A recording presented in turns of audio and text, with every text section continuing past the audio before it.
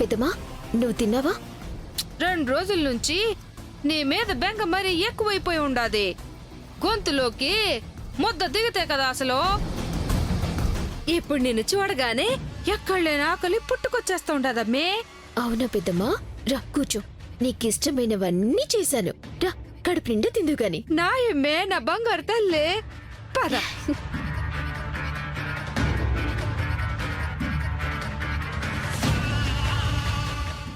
పెట్టమ్మే పెట్టు.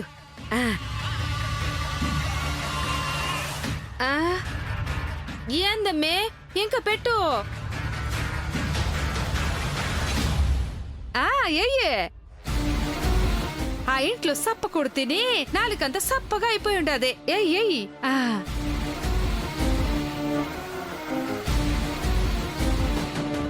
అది అది అది అది కూడా వేయి.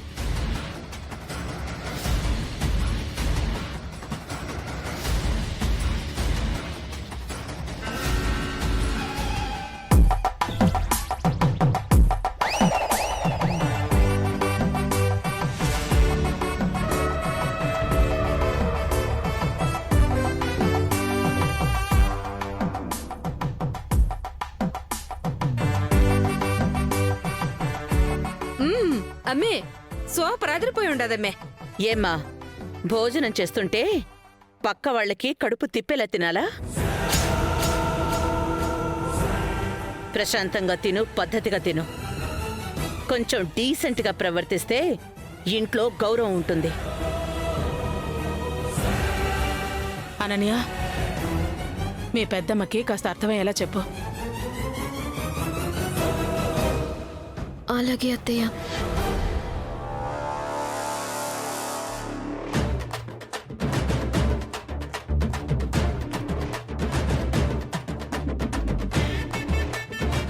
ఏందమ్మే ఇయ్యాల వారి ఇల్లు కదా అని చాలా డీసెంట్ గా తింటా ఉండా కదా. ఇంకా డీసెంట్ అంటే యాడికి పోయేది? వెళ్ళాసకి కొంచెమైనా అద్దుండాలమ్మే. ఇటగైతే నాతో కాదమ్మే. ఏంటి హర్ట్ అయ్యావా? వెళ్ళిపోతావా? హట్ అయినా ఆమ్లెట్ అయినా యాడికి పోయేదిలే. ఇది నా కూతురిల్లు, నేను ఈడ్నే ఉంటా, ఇట్నే తింటా. నిన్ను చూడకుండా నేను ఎట్టా ఉండేది? సరే కొంచెం రసం పోయి. పోయి పోయి ఇంకొంచెం పోయమ్మే. Sir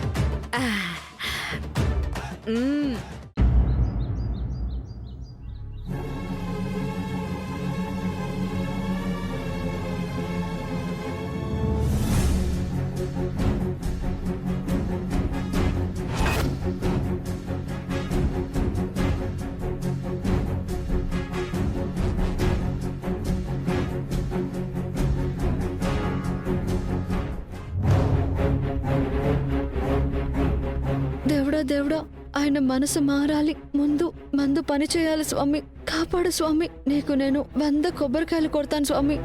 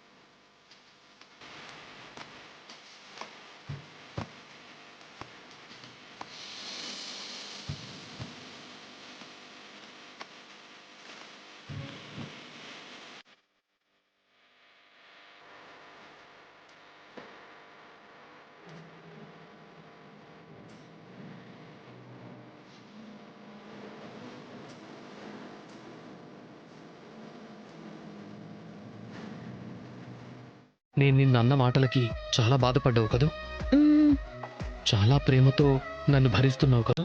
hmm. Thank you Saranya. నేను నిన్నెంత అపార్థం చేసుకున్నా నువ్వు మాత్రం ఎంతో ఓపిగ్గా నా టెంపర్ని, కోపాన్ని ప్రేమతో అర్థం చేసుకున్నావు. అర్ధాంగిగా నన్ను గెలుచుకున్నావు.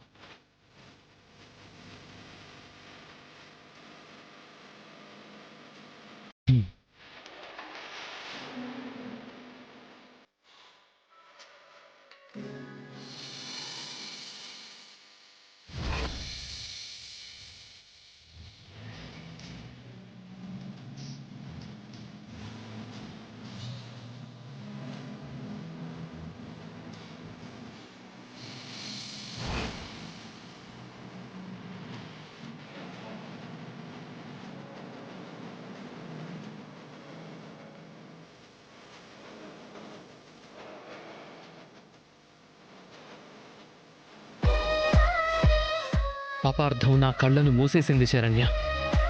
ఆ చీకట్లో నీ ప్రేమను చూడలేకపోయాను. ఇంత అందాన్ని కూడా చూడలేకపోయాను. జీవితంలో మనం కోరుకున్నదే కాదు, మనకు దక్కింది కూడా గొప్పదే అని ఇక్కడ నమ్మాలి అని నాకిప్పుడిప్పుడే అర్థమవుతోంది. బిగుసుకుపోయిన నా మనసు తలుపులు తెరుచుకున్నాయి. నేను కోరుకోకుండానే ఆ దేవుడు నా కోసం పంపిన అందమైన బహుమతి శరణ్య నువ్వు.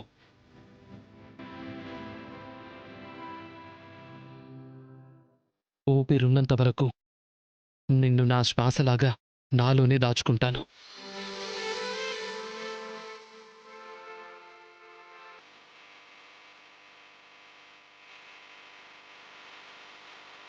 ఇక నుంచి నేను నీకు దూరం కాను.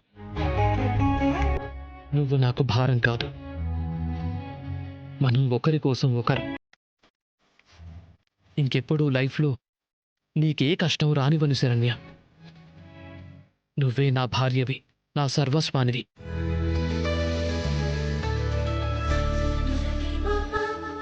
ఏవండి, నేను ఈ క్షణాన్ని నమ్మలేకపోతున్నానండి. అందుకే ఈరోజు నీకు నమ్మకం కుదిరేలాగా నీతో పూర్తిగా సమయాన్ని స్పెండ్ చేయబోతున్నాను. మరి షాప్కి వెళ్ళట్లేదు. ఈ 1 వీక్ నువ్వు తప్ప నాకు వేరే ప్రపంచంతో పనే లేదు. కుదరాలే గాని ఎప్పటికీ ఎవరితో మనకు పని లేనట్టుగా ఇలాగే ఉండిపోవాలనిపిస్తోంది.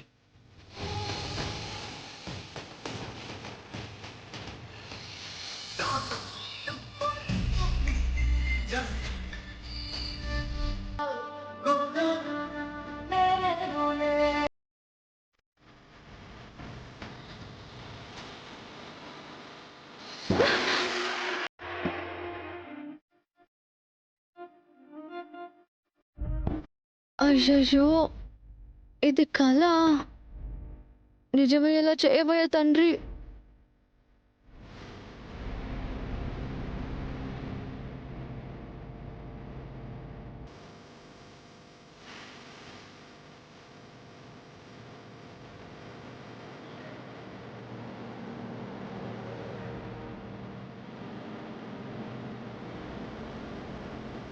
చూసించాలు, తిన్నాను కదా, ప్లేట్ తీసుకెళ్ళు.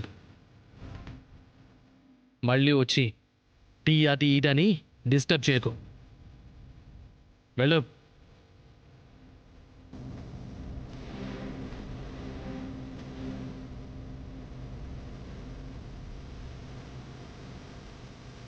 అదేంటి, రాములమ్మ మందు పని చేయట్లేదా? ఏంటి చూస్తున్నావు? వెళ్ళు.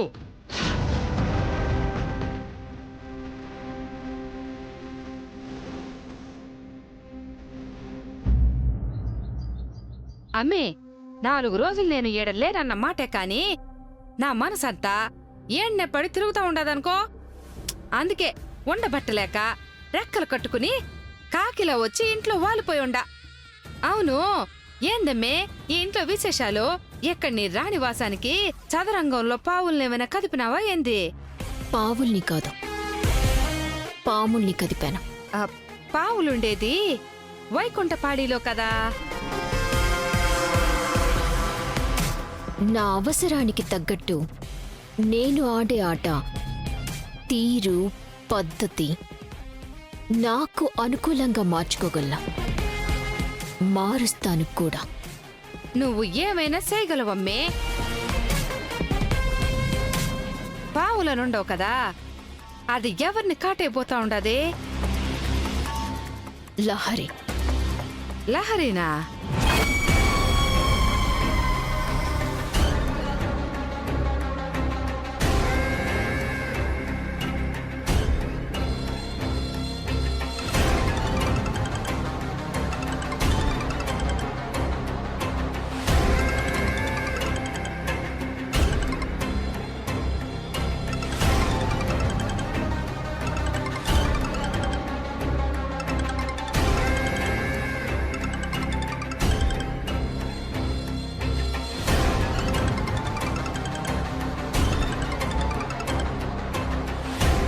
Don't disturb.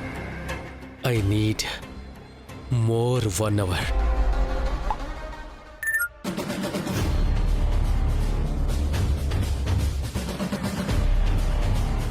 కట్ చేశాడు. వాడే కట్ చేశాడు ఫోన్.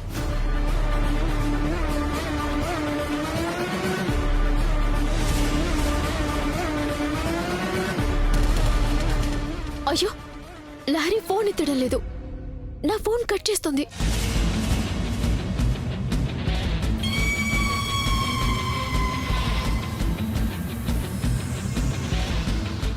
అనన్య, ఏమైంది అనన్య? లహరి కాల్ కట్ చేసిందా? అవునత్తే గారు, పొద్దున్నుంచి తను ఎక్కడికెళ్ళిందో తెలీదు. అసలు ఏమైందో ఏమో. తిన్నదో లేదో అని కాల్స్ చేస్తున్నాను, రెస్పాన్సే లేదు. ఇప్పుడు చూస్తుంటే కాల్ కట్ చేస్తుంది అత్తయ్య గారు. నాకెందుకో భయంగా ఉంది. అసలే రోజులు బాలేవు కదా. ఆనంద, లహరి ఎక్కడికి వెళ్ళుంటుంది? కాల్ చేస్తే కూడా రెస్పాండ్ అవట్లేదంట. ఇప్పుడేమో కాల్ కట్ చేసిందంట. అననే చెప్తోంది కదా. కాల్ కట్ చేసిందా? లహరి అలా ఎప్పుడు చేయదే. మామూలుగా అయితే బయటికి వెళ్ళినా 1 అవర్లో కాల్ చేసి చెప్తుంది. రావడం ఆలస్యమైతే కూడా చెప్తుంది. నాకు అదే అర్థం కావట్లేదండి. అత్తయ్య గారు, ఇలా అర్థం అవటం లేదని ఆలోచిస్తూ ఉంటే అవుతుందా చెప్పండి? బయటికి వెళ్ళిన ఆడపిల్ల గురించి మనం ప్రతి క్షణం కనిపెట్టుకునే ఉండాలి కదా. అవును కదా ఆనంద, అననే చెప్పింది కూడా కరెక్టే. మన అమ్మాయి గురించి ఎంత నమ్మకంగా ధైర్యంగా ఉన్నా బయట పరిస్థితులేవీ బాగోలేదు. అదే కదా తను చెప్తోంది. నేను ఒకసారి ట్రై చేస్తానుండు.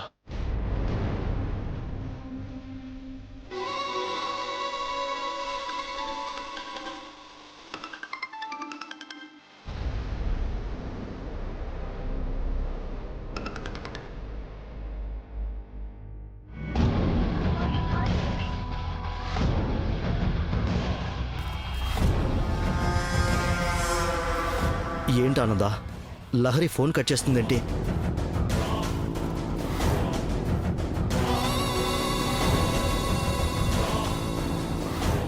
లేదు, మీ ఫోన్ కూడా కట్ చేస్తుంది అంటే ఫోన్ లహరి చేతిలో ఉండుండదు. ఏం జరుగుతోంది? అసలేం జరుగుతోంది?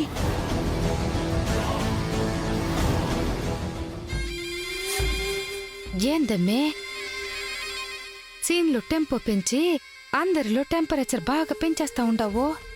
చెప్పాను కదమ్మా, పాముని కదిపాను అని. ఇప్పుడు ఆ పాము చేతిలో ఉన్న లహరి అనే పావు ఈ ఇంట్లో నా ఆటని, అట్మాస్ఫియర్ని మొత్తం మార్చేయబోతుంది. అంటే ట్విస్ట్లు బాగా దండిగానే ప్లాన్ చేసుంటావన్నమాట. అవును, నెక్స్ట్ ఈ ఉమ్మడి కుటుంబాన్ని ఉండలా చుట్టి బంతాట ఆడుకోబోతున్నాను. చూస్తూ ఉండు. నేను వాళ్ళ ఫ్రెండ్స్కి కాల్ చేసి కనుక్కుంటాను.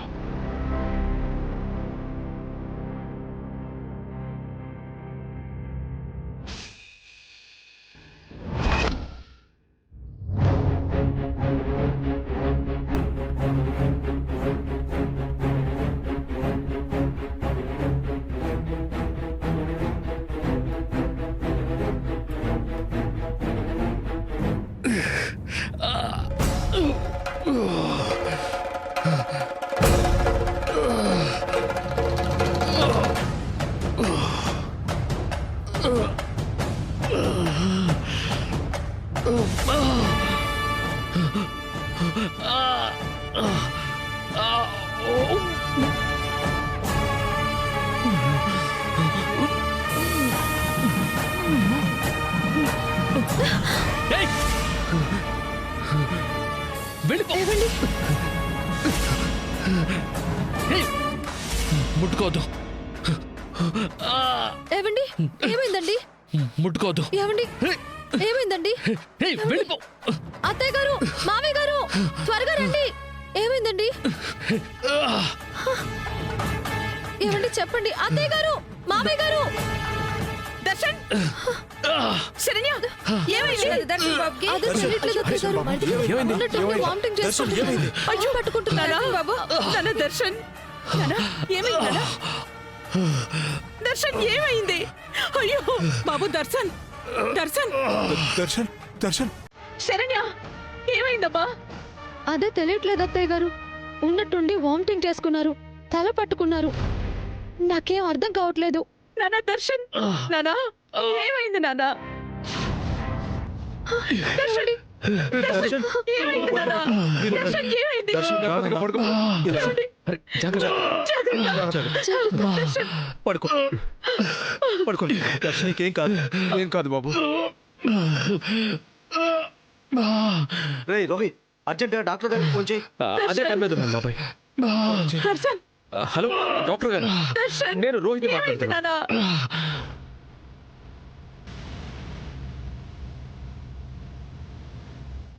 దర్శన్ దర్శన్ ఏమైంది నాన్న?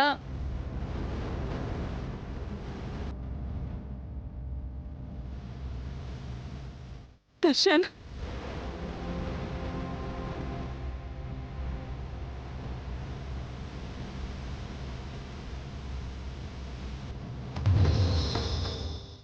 దేవుడా, ఏంటి స్వామి, మా ఆయనకి ఏం కాకుండా చూడు తండ్రి. నాకు అన్యాయం చేయకు తండ్రి. అన్యాయం చేయొద్దు అని ఆ దేవుణ్ణి వేడుకుంటుంటే నీ బతుక్కి న్యాయం జరుగుతుందా? ఇది పైవాడు రాసిన రాత కాదు శరణ్య, పగతో నేను రాసిన రాత.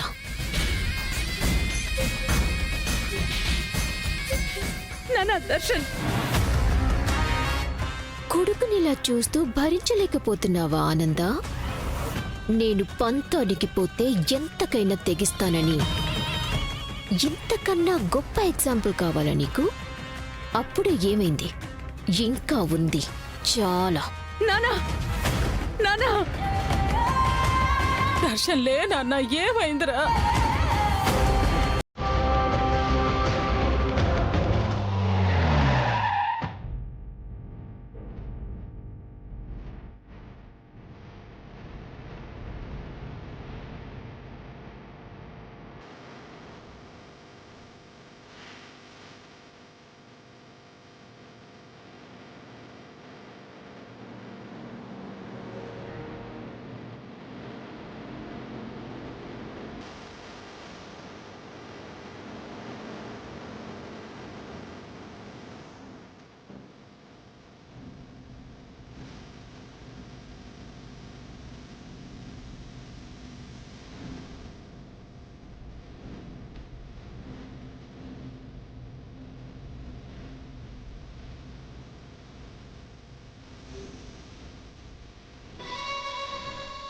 ఏం పర్వాలేదు కదా doctor? He's all right madam, but స్పృహలోకి రావడానికి కొంచెం టైం పడుతుంది.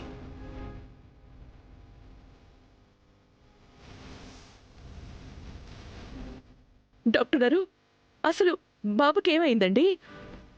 ప్రాబ్లం ఏంటి? చెప్తానండి, ప్లీజ్.